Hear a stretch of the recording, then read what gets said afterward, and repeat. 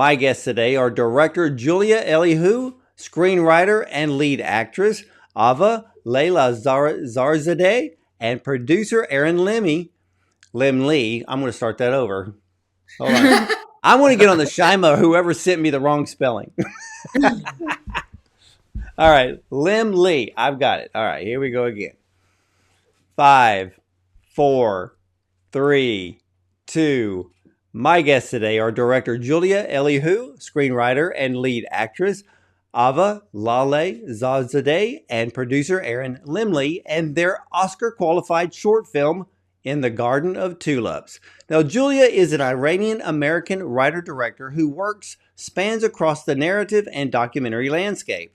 Now, through film, she aims to shed light on underrepresented stories that capture life's candid beauty. Now, her short, Yezaman, based on her mother's story of immigration, was a Grand Jury Prize nominee at the 2018 AFI Film Festival. Now, in 2022, she was the associate producer of the short documentary Long Line of Ladies, which world premiered at the Sundance Film Festival and won the Grand Jury Prize at South by Southwest. Now, screenwriter and lead actress Ava makes her screenwriting debut with In the Garden of Tulips, and Ava's screenplay won the Script Compass Screenwriting Award at Holly Shorts Film Festival in 2022. Now, as an actor, she makes her series regular debut in the limited series Before, opposite Billy Crystal on Apple TV+, and she also appeared on The Morning Show, New Amsterdam, and Big Mouth, which appeared on Netflix. Now, Aaron Lemie is an independent film producer and director based in LA.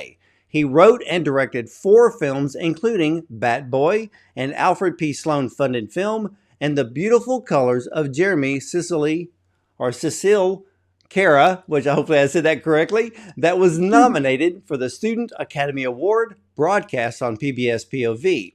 Now, he was also the lead producer on the Emmy Award-winning PBS series Articulate with Jim Cotter, and helped guide the show from a promising local program to a nationally distributed TV series.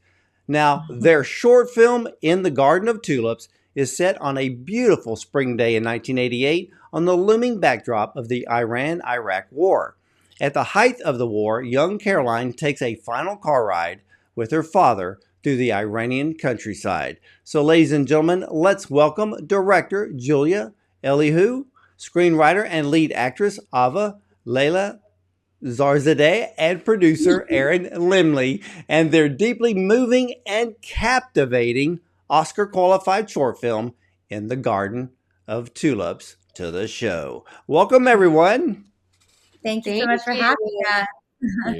Well, this is one of the most beautiful films that I've seen this season, and I loved every minute of it. It's only 13 and a half minutes long, but it leaves a lasting impression. And so, Ava, I understand that this film is very personal to you. So what is the backstory of In the Garden of Tulips?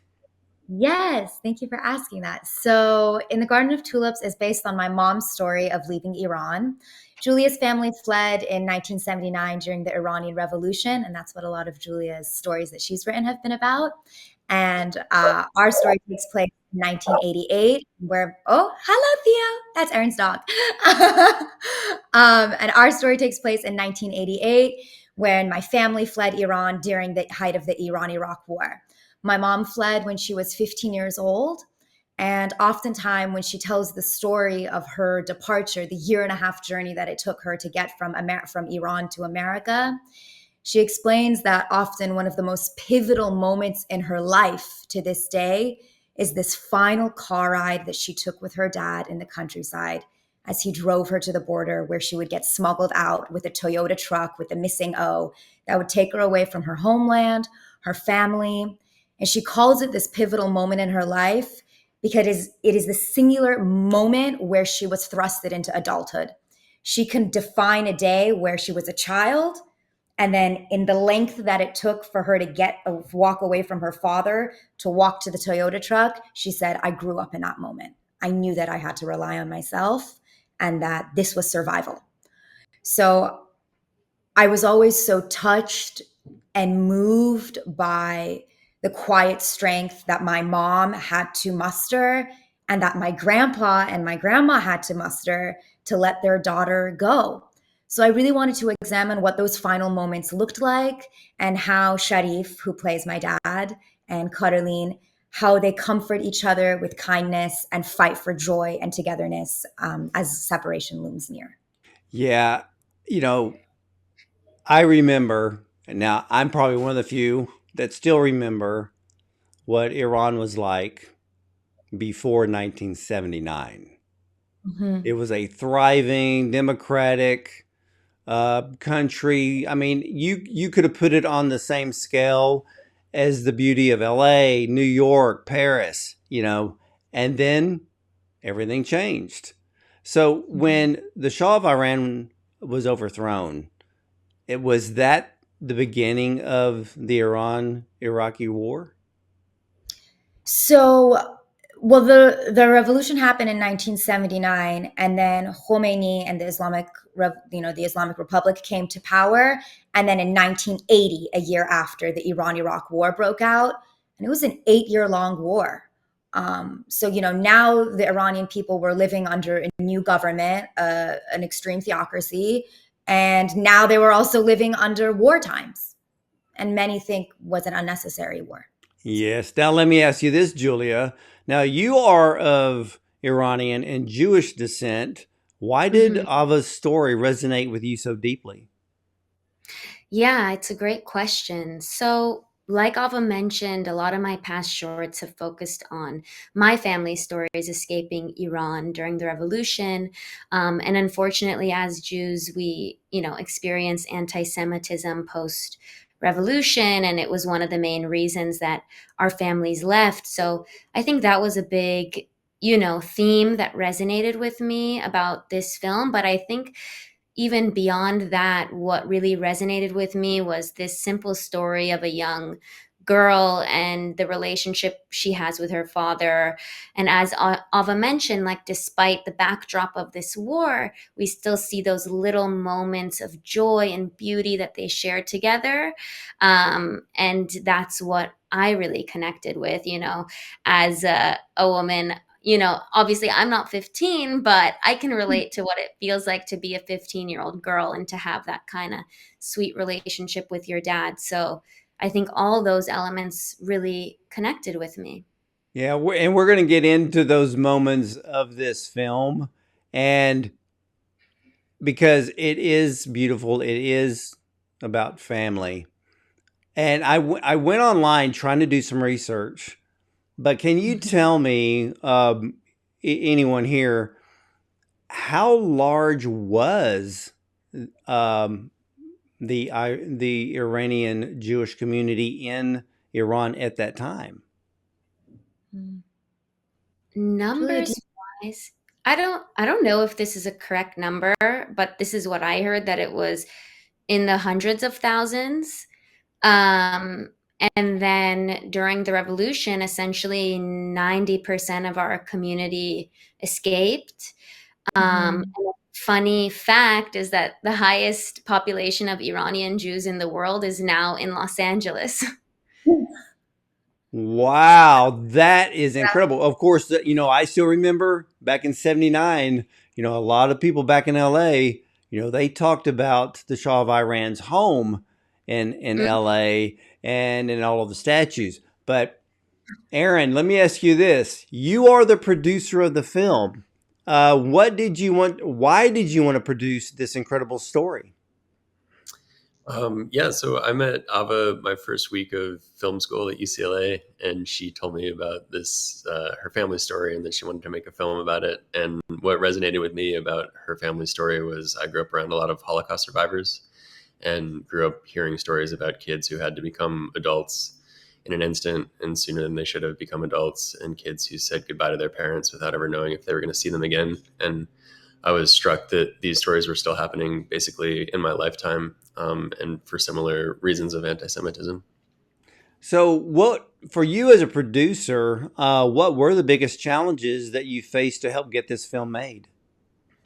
Oh man, this was a challenging film in a lot. I think every indie short is challenging. This one was particularly challenging since it was a period piece. There was moving cars. We were shooting in the desert. We ended up shooting this in LA, and a lot of people think that we shot this in Tehran, and so that's always feels very good when people ask how that experience was.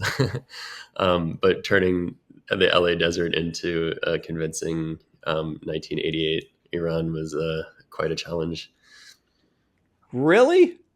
I would have figured that the location would have been pretty easy because even though as I was sitting there watching the film, part of me is like, okay, where did they film it? Because I'm thinking, I know you didn't film it in Iran, but what would look as close to the landscape? And I'm thinking, somewhere in California, you have to film this. And I can't believe that it was actually a big of a challenge. Yeah, well, we wanted to shoot it in the 30-mile zone, so it kind of limited the desert locations, and we literally spent or at least I did spend a lot of pre-production driving around every desert location, and we'd send photos of the locations to Ava and Julia's parents and be like, is this kind of workable? And there's usually some fatal flaw for most of the locations we found, until very close to when we were getting ready to shoot the film. We found this ranch location out in Agua Dulce, right on the edge of where we could shoot. Well, how many background actors did you have? We had about 30. Hey, look, it was impressive. I mean, even the little details of, like the little outdoors by the road little market, all of that was pretty impressive, but it was extremely important to the story. For sure. Yeah, so all of the extras you see are all of my aunts and uncles and cousins and my Korean friend Sehi, who we said, please, whatever you do not turn around, because if we see your face, it's going to ruin the illusion. So yeah, basically all the people you see there were my family, who were just really generous with their time, which made it really special. Whenever I hear the end of the movie, I can hear the sound of my brother's voice and my uncle's voice, and I know nobody else knows that, but it's always a personal touch. I know towards the ending, it was impressive because I'm sitting there even looking at some of the minor details that most people may not even pay attention to. But everything about this film, but from the beginning to the end, was extremely authentic. Now, you gave us many emotions in this film, especially in the confines of the car ride. There was humor, there was happiness, there was singing, there was tension, uncertainty, and eventually separation. How did you manage to capture all of that within the small setting of the interior of the car? Yeah, I think what I really tried to do was focus on this subtle character arc that exists within Caroline's character, right? In the beginning of the film, we see that she's sad, she's crying, she's kind of nervous and fidgeting. Um, and by the end of the film, we see this really beautiful, quiet strength inside of her. So within the confines of the car, like you mentioned, I really wanted to just show this subtle but significant change in character. So, kind of some little tricks that we use to get that across were in the beginning of the film, we start on these jump cuts, right? That give you that somewhat uneasy feeling that matches Caroline's anxiety. And then by the end of the film, all of our shots on Caroline are very tight and stable, but those jump cuts now go on Sharif as he's alone in the car, and sitting there in shambles. So it's kind of this exchange of strength between the two of them, and how while he kind of lost his strength, she gained it, and how she's kind of prepared to take this next leg of the journey. Mm-hmm. Okay, you clarified something for me because I went back last night because there was something I wanted to look at. In the beginning, you start off with the variety of jump cuts and it worked. You get this feeling that, she's got all these emotions, she's fidgety. And then you show towards the end of the film where Sharif is sitting in his car, and the sun has basically set, and you Hmm. did one jump cut within that sequence. And at first, when I first looked at it, because I was really focused on, I went, "That's an odd edit point." And then I looked at it and I went, "Wait a minute! It mimics the first." So that last jump cut with him, that was done on purpose. Yeah, yeah, exactly. It was kind of supposed to, like you said, mirror the intro and subtly signify that, you know, this switch in arcs and how now she's the one with the strength and he's the one that kind of has to go home and be left wondering what's going to happen to her on this journey. Yeah, and I will say this: that ending shot with him, the cinematography was like off the chart. It was beautiful. So, Thank now, Ava, how did it Yeah. feel portraying your mother in this film? Yeah. I mean, so I have a roundabout way of getting to that question. I think as an actor, I'm never thinking about what emotion is it that I want to portray. It's what are the circumstances of this moment, and then how are the circumstances throughout the arc of this day going to change. So, to Julia's point, in the beginning, I'm really afraid.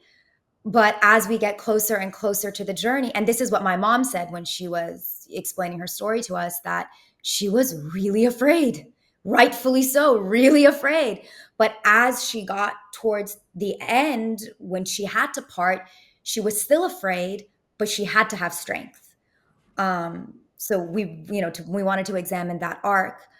And then in order for me to play my mom, you would think that it would be easy because it's my mom, but actually, precisely because it was my mom and because it's so precious to me, it was hard. I felt a sense of preciousness and I didn't want to get anything wrong. But somewhere throughout pre-production process, I realized that the essence of my mom would be there because she's alive and alive in me, and I would be there in my essence, and Julia's directorial vision would also be there, and the film would have its own sort of life. And so once I kind of released the expectation to be perfect, I felt that I was freer to capture the full essence of the story, which was a young girl coming into her womanhood in a day. Yeah, one thing I love about short films, which I don't see a lot in features, because features are just long drawn out, and there's a lot of scenes in a feature film that you're sitting there thinking could have cut that out. But with short films, everything is very precise. But I love the writing, and I Thank you. love the way this film was put together, because there are scenes that lead to other scenes. And Yeah. you have to watch short films very, very closely to pick up some of the nuances that these directors, like you, Julia, put into these films, that there are scenes that are connected. And in this film, especially when the officer pulls them over, and the tension in that scene is just incredible. And I think it was the second time that I noticed it the first time I watched it, but this is the second time I just paused it so I could look and really try to comprehend how tense that situation really was. Because the father's outside the car talking with the officer, but she's inside the car and she's playing with her necklace. But then the look on her face, realizing what that necklace is, as she's just fiddling around with it, and realize, you could tell the look in her eyes. She realized that if that officer even saw that it could lead to a very terrifying ordeal. So, Yes. what would have happened if an officer saw that necklace? Yeah. So there was, we actually just filmed Aaron just filmed the short documentary of my mom and my grandpa. And my grandpa said, when we were driving to Birjan is the countryside of Iran, there's no reason for two people from Tehran in their Mercedes-Benz car to be there. The only reason you're there is to smuggle your kid out. So, the police officer sees this fancy Mercedes-Benz. By their accents, he can immediately tell that they're from Tehran, that they're not from here. So what are you doing here? What's the story? But my dad, quick on his feet, made up a quick story that we're here to visit my aunt, my sister, who lives here in Birjand. And yeah, then I realized, oh God, the real reason that I'm here to leave, to escape religious persecution and war, is around my neck. And if he sees this, we can get imprisoned. God knows what can happen. And, there were so many stories that my mom had heard about people who had, begun to cross or got stopped early and they were thrown into prison, or they were tortured, or they were, God forbid, killed. So there was just so much uncertainty and unknown and fear there that, she knew, I knew that it would be detrimental if he found out that we were Jewish, because it was clear that we were leaving, trying to escape. You bring up something that I noticed, and I was thinking about it, because he's driving a mid-'80s Mercedes-Benz, the 420 SEL, and I'm thinking, the officer's going to know that he's not poor. Yes. And those that are on the, I'll just say, affluent side of things have the means to smuggle their kids out of the country. And of course, there's a lack of a suitcase in this trip, which becomes, a point of conversation between the officer and the father.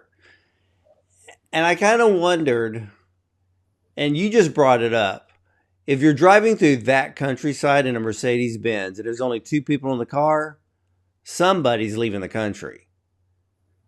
The officer, I'm wondering if the officer actually knew that, and maybe some way, somehow, showed a bit of grace in that at that time. So, I don't know if I should, okay, I'm going to just say it, but, for the longest time we had written in the cut, because, officers of this kind would pull affluent people over in order to get bribes. So, there was a cut in the script. There was, initially I had written in the script that Sharif bribes the officer, and that's why they let him, he lets them go free. But then when Julia was editing the film, we realized that actually, in order to give Caroline sort of the transference of power and make it seem like she saved the situation, if Sharif were to bribe the officer, it might not give her the upper hand, like she was the one who saved the day. So we decided to cut the bribing and leave it a little bit ambiguous. That was a brilliant move, because if I think now that if you would have left that scene in, it would have lessened the impact of the scene. It's almost like a bribe is escaping the tension.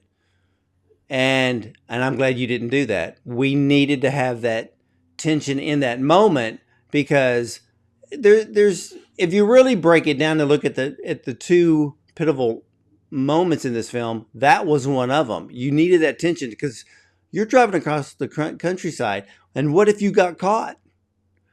Then we know the next one is when he pulls up at the end for her to go to that Toyota truck.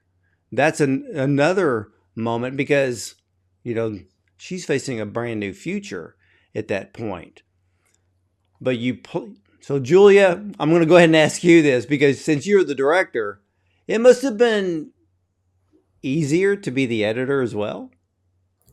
Yeah, definitely. I always say this, but I think for me, funny enough, my favorite part of the whole filmmaking process is in the editing room, when you have all this footage to play with, and it's almost like, Christmas morning, and you get to put all the puzzle pieces together. And pre-production and production are fun, but they obviously have their stresses, and you don't know, if you got what you wanted.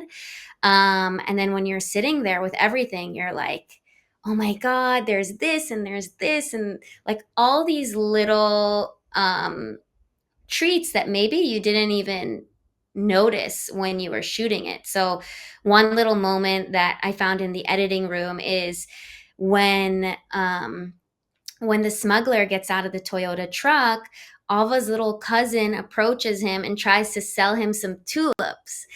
And this little kid, like, it's his first time on a set, but he just had so much spunk and so much personality. And I felt like it was so indicative of a young Persian boy. So that was like a little Easter egg that, got put in the film. And then Ava's last look at the camera was another Easter egg. That moment actually happened after I called cut. And yeah, we were losing light. As you can see, like the sunset's pink, the sun's already gone down. We were rolling with no sound.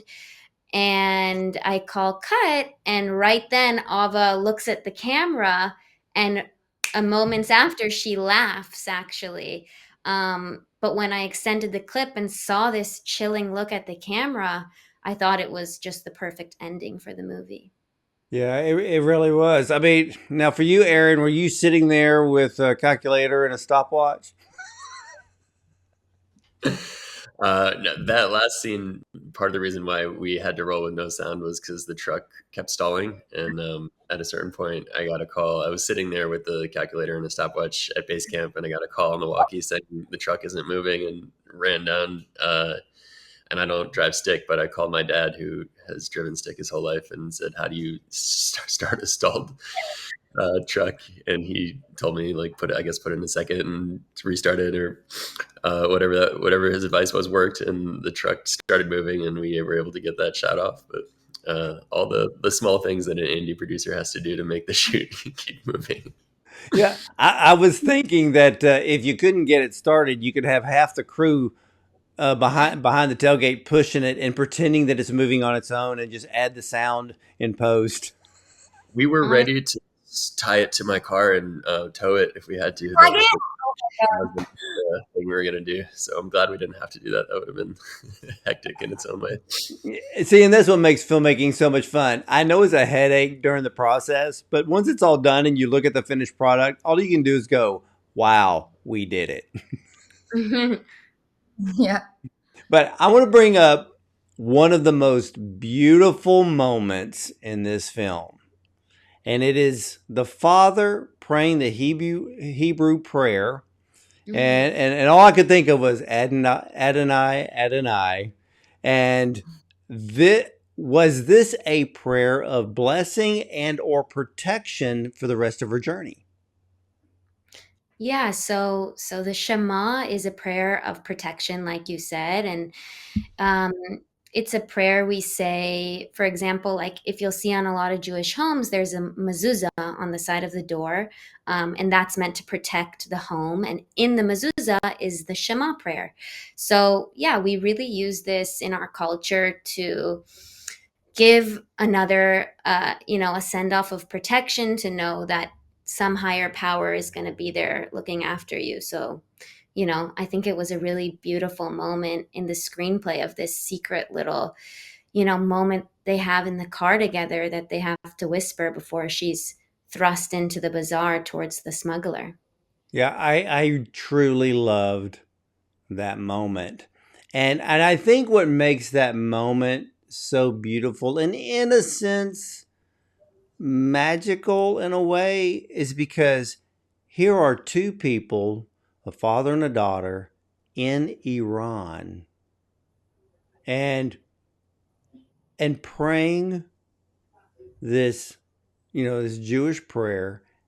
And I loved it because it's the complete opposite of what anybody would think. Because even when they were riding in the car and he turns the radio on, and it's basically just government funded radio, and you hear him talk about the Khomeini and all of this, and you could tell he wasn't that interested. And she just turns it off, because it's a reminder to her why she's leaving. And it's a reminder to him why he is getting her out of the country. Mm-hmm. So all of that played so well into that scene. But the final look on the father's face said everything. I don't even know how many times I replayed that scene, and I just paused it because I'm like, oh, he, I mean, his acting on that Mhm. He's a, scene. I mean, the look on his face said everything. I mean, you could see the love that he had for his daughter, and and there was a part that I had to keep playing over because I'm like, because the first time I saw it, I went, did she really do that? And you could, I noticed that right before she turned, she had a very small smile on her face. And I just thought that just sealed that scene. Mhm. thank you. Yeah, yeah, I agree. I think both Ava and Iman just had chilling performances in that moment, and we can really feel it. I think they did an amazing job, and Ava always describes that moment as her grandpa and her mom being able to only hug with their eyes, essentially. So that was kind of what we tried to capture on set. And you And Julia did. did it so beautifully by telling us to look into the barrel of the lens. I thought that was genius. Yeah. Yeah. And I mean, I played over and over again, like I said, because I just love in film when actors don't have to speak and it's Yeah. the eyes. It could be Hmm. that tiny little smile. Because what I captured from that moment was a sense of peace, a sense of Hmm. hope. And even though this is it's very tough to let your child go, not knowing if you would ever see them again, or if you're going to have the opportunity to follow them, it could be a few weeks later, a month later, a year later, and hopefully meet up with them again. But I think the sense of peace was not only the look on her face at that very tiny moment, was that when he told her, "You call me when you get there." Mm. For some reason, the first time I didn't catch or pay attention to that one line, but when I went back and rewatched the film, I went, ah, it's no different that if you send your daughter off to college and call me when you get there. And it was almost like that. And so there was hope there. Hmm. But that older man in the Toyota, and I this one I kept playing over again because I was trying to grasp the severity and the importance of this part of her journey. Said that she wouldn't be safe until she reached the United Nations office in Karachi, which is in Pakistan. Mhm. I was trying to map it out. How far is the Iranian Pakistan border to Karachi? How long is that journey? It is a long journey. I think it took my mom and her cohort a little over a week to get there by car and at some point by donkey.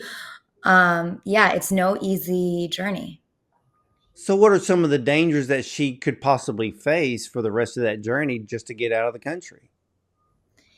Yeah, well, when you're in the middle of this vast no man's land, you don't know what side you are on. So it's a double-edged gun. You're illegally leaving, illegally entering. You can get shot from both directions. Also, these smugglers are in some ways a necessary evil. They would steal from you. They would have negotiations with officers and border patrol on either end. So you're just completely vulnerable until you reach the United Nations office in Karachi, which then you could get, protection, and then you were in the system for asylum. But up until then, you're in this limbo space. Wow, I mean that means the border's completely wide open and there's no checkpoint. So if you're traveling, you have no, like you said, you have no clue if you're still in the country or if you're out of the country. But even if you're in Pakistan in the middle of the desert, it's still not safe.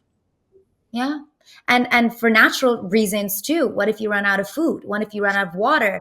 At some point they got shot at and they had to dump their bags out and then they were without food for days. and that's the story for another day. But Yeah. Yeah. Well, so much okay. risk. This, But no, go ahead, Ava. that there's just so much risk. But to your point about, Sharif, beautifully played by Iman Nazemzadeh, and Caroline, me, when he says, call me when you get there, and when I smile at the end, it's this sense of things have to be okay. We have to be okay. I'm going to tell you that we're going to be okay. Because what choice do we have? Death. So it's really this fight for resilience and life in those final moments. Very, very much so. Now, why was this short film titled In the Garden of Tulips? Yeah, so in the Garden of Tulips has a double-edged meaning. When I was growing up, my family often shared the stories about in the springtime during the Persian New Year, because the Persian New Year Nowruz falls at the turn of the spring, which is a time of rebirth and renewal. My dad would talk about, growing up on the farm with cherry orchards and beautiful tulip gardens, which to me represents the beautiful landscapes of Iran, which in some ways serves as a third protagonist in our story, the beautiful backdrop of Iran.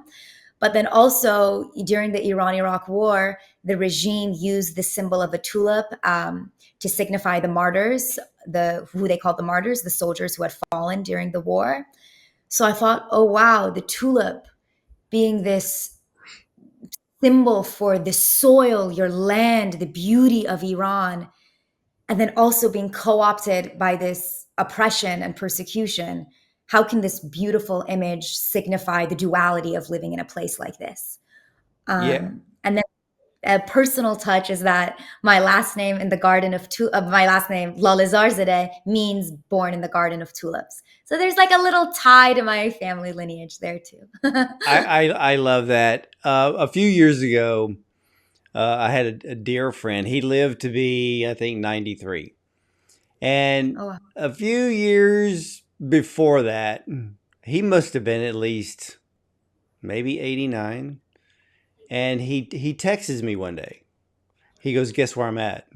Because his goal was to visit every country on the wow. planet. And I went, "Where are you?" He goes, "I'm in Iran." And I go, "How did you get there?" And he goes, "I can't tell you that."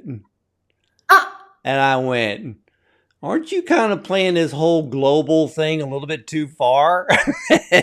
And he goes, "All I can say is I made it, but I can't tell you how I got in here." So I said, "I will just leave it at that, but you better let me," and my deal is you better let me know that you're safe when you get home. So, so yeah, that- that was only a few years ago. But now oh, for wow. you, yeah, so Aaron and Julia, I'm going to let either one of you answer this question for me because I was impressed. Why did you decide to film it in 16 millimeter as well as some parts digitally? Yeah. So the original goal was to shoot the whole film in 16 millimeter just because, the film takes place in 1988. So we really wanted it to feel like a time capsule of that time. And, I think also because we were shooting this mostly in natural light, film has this incredible way of capturing the natural light that I think, digitally we're really close, but not quite there. So that was the initial idea to shoot the whole movie on film. And we actually got a $3,000 grant from Nifty, which was our first grant. And we used that money to shoot a 1 minute teaser of the film, all on 16 millimeter. So you'll see little bits and pieces of our short that are taken from that teaser, like the shot of the car driving by with the poppies swaying, the shot right after that of Caroline looking out the window, the shots of the landscape. And then, as indie filmmakers, we don't always have the budget to accomplish the whole film. But I think too, it worked out that we shot the rest of the film digitally because it gave us that freedom to do multiple takes and really get the performances right and the camera movements right. And, every little emotional beat that was so important to this story, we didn't have the Right. ability, I guess, to shoot it on 16 millimeter and be limited by that. So we had our colorist kind of match the rest of the film to the 16 millimeter. It was seamless. I Thank went you. back to try to figure it out because with 16 millimeter, you have this particular graining, Mm-hmm. which is awesome.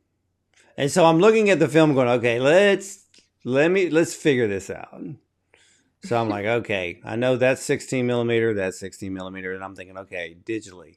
A film camera is going to be too big. So if you're filming from the back seat, you're going to use a digital camera. And there was a lot of, you get that rough road type of movement, that jostling type movement. So I'm thinking, okay, that's digital.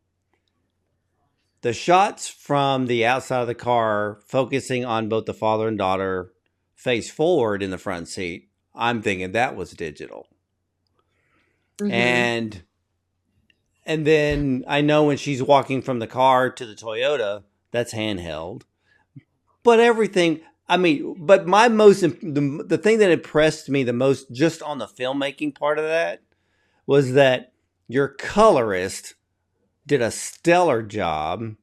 The editing was amazing because you cannot tell the difference in this film. If you would have told someone that the whole thing was filmed in 16 millimeter, they would have believed you.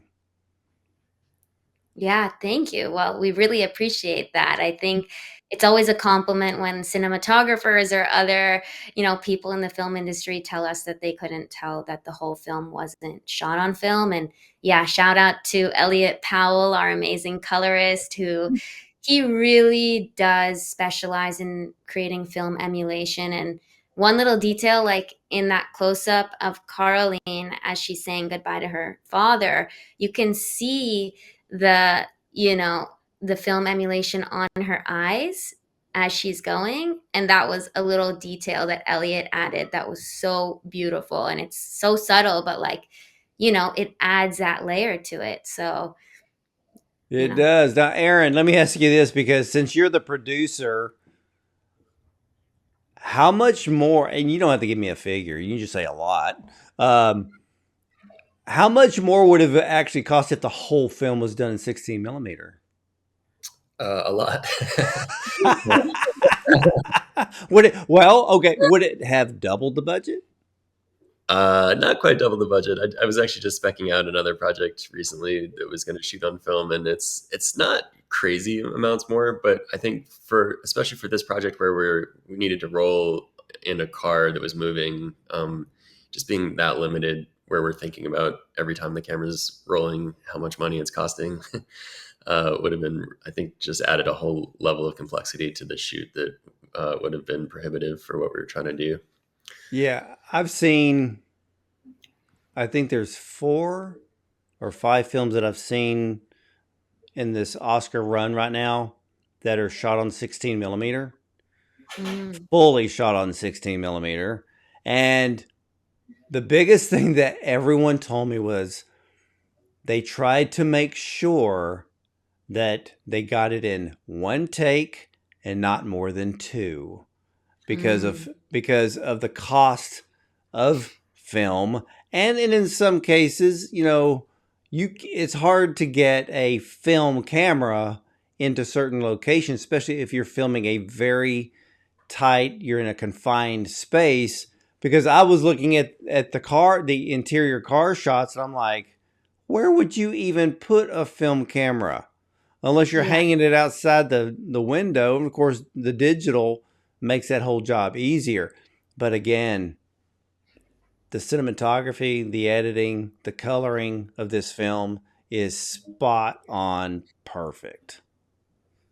Well, Thank you. thank And Thank it you. and Just it adds to the story.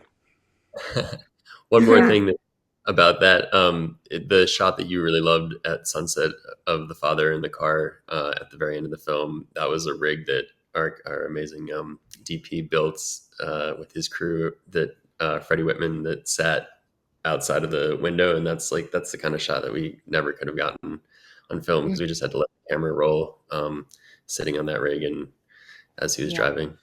Well, and there was just that, there's that hair, that just small amount of that golden orange glow in that shot that just Oh, sealed the beauty of that oh shot. yeah. It was beautiful. We were all just, it's one of those magical moments on set where the lighting is just right. The actors are in the zone, the camera's set up, but like everyone's frantic. Like we said, the sound guy is over there, the car is not working.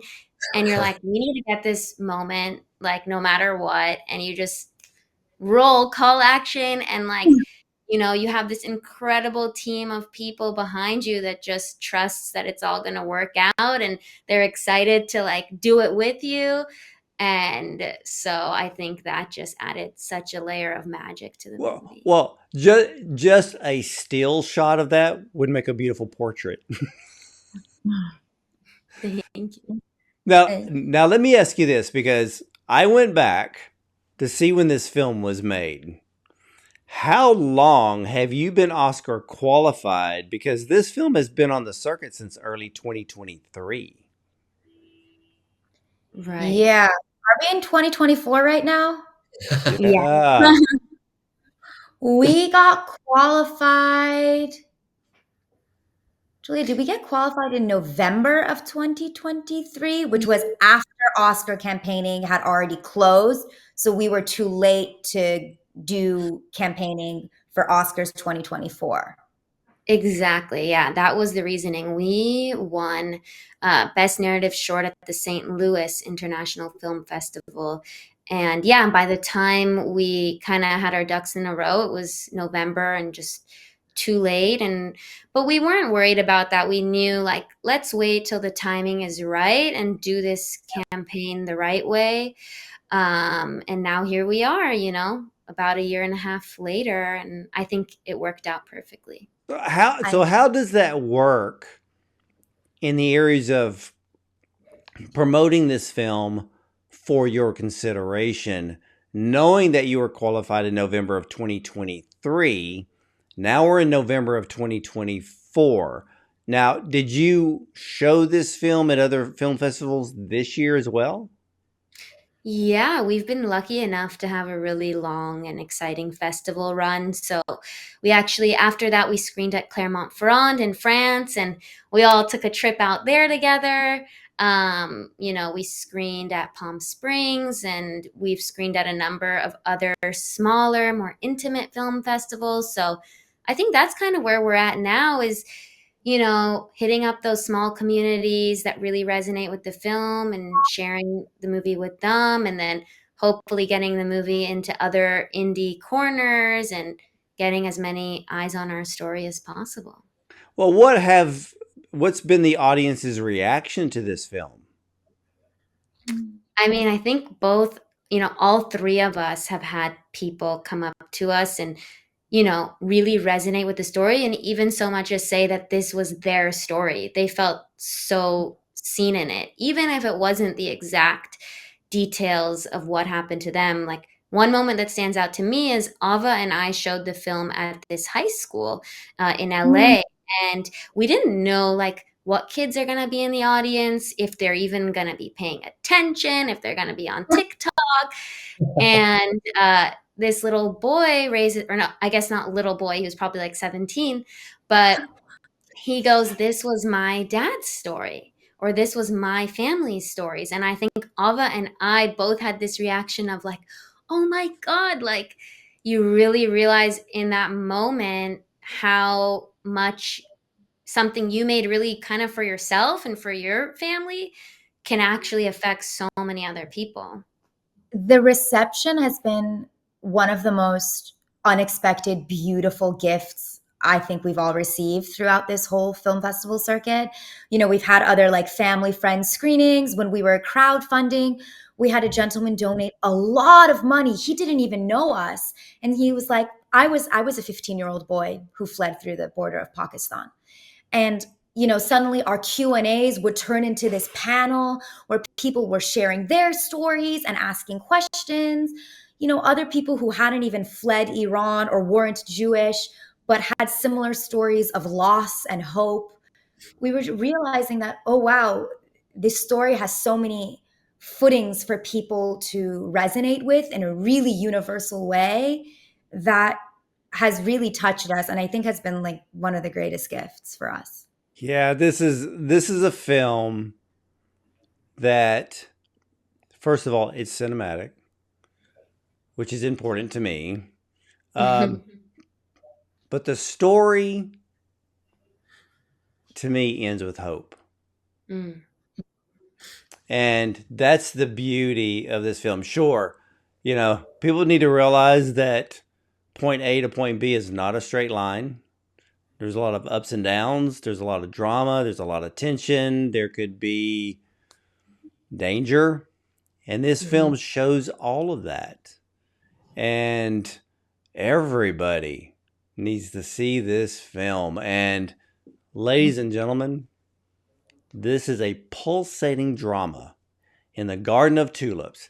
Is set on a beautiful spring day in 1988 on the looming backdrop of the Iran-Iraqi war.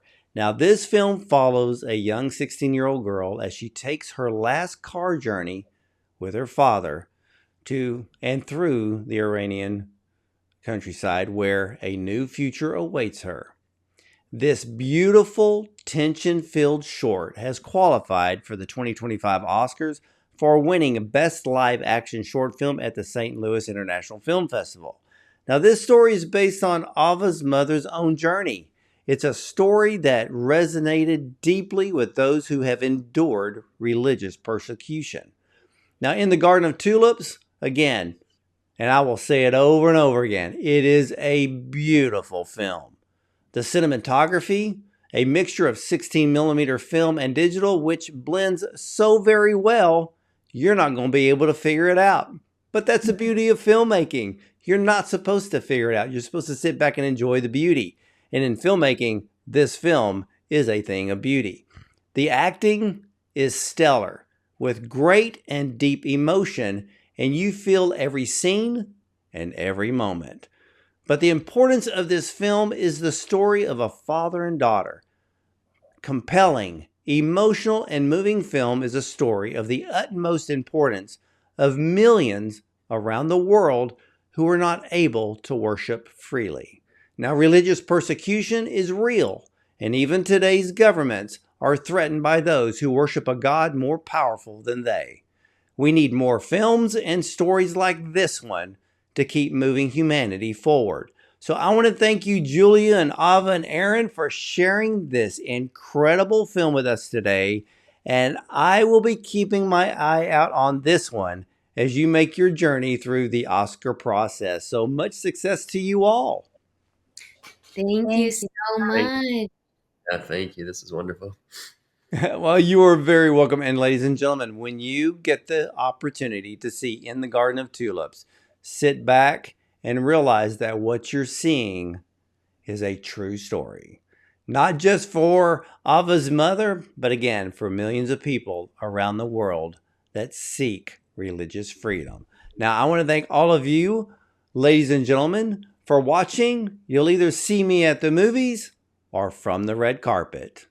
Shalom.